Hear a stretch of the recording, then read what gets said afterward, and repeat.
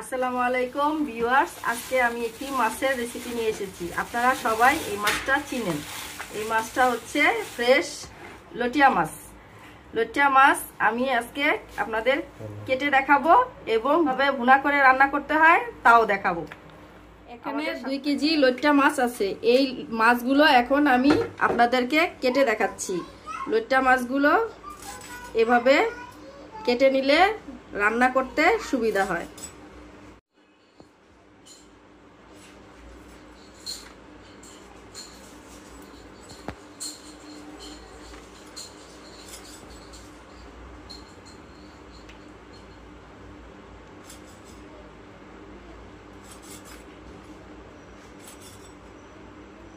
এখন আমি সবগুলো মাছ এভাবে মাছগুলো কেটে নেওয়ার পর এখন আমি ধুয়ে মাছগুলো নিয়ে এসেছি।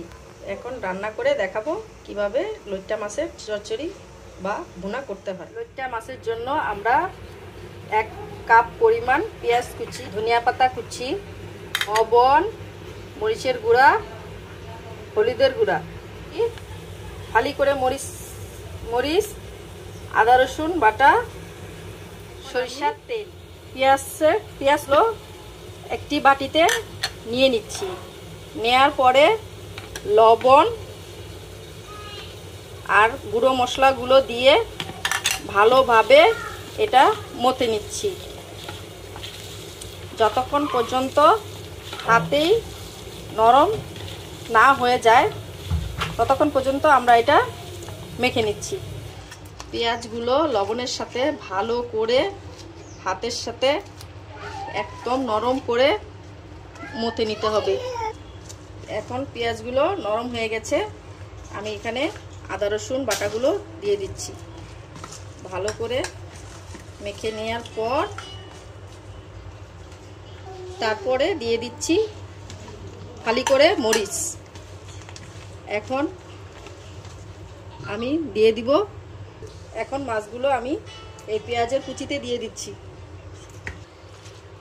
এখন মাছের সাথে এগুলো ভালো করে মাখিয়ে নিয়ে এখন দিয়ে দিব পরিমাণ মতো সরিষার তেল।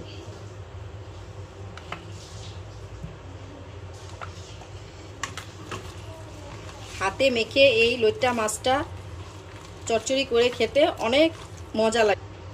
হাতে মেখে এই লইট্টা চচ্চড়িটা করলে অনেক মজা হয়। আপনারা সবাই এটা বাসায় ট্রাই করবেন। এখন আমি এটা একটি কড়াইতে দিয়ে চুলায় বসিয়ে দিচ্ছি। এখন আমরা চুলায় মাছটা বসিয়ে দিয়েছি। এখন অল্প হিটে মাছটা চচ্চড়ি করে নিতে হবে। অবস্থায় লইট্টা মাছে আমরা জানি যে পানি অতিরিক্ত দেওয়া লাগে না, এখানে পানি উঠে। আমরা তাই অল্প একটু পানি মিক্স করছি।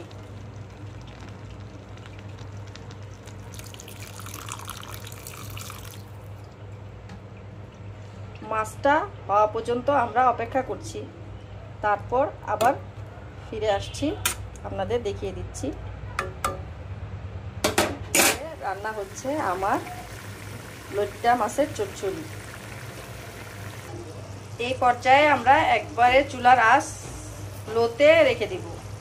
তারপরে দিয়ে দিব ধনিয়া পাতা কুচি। এখন দিয়ে দিচ্ছি ধনিয়া পাতা কুচিগুলো।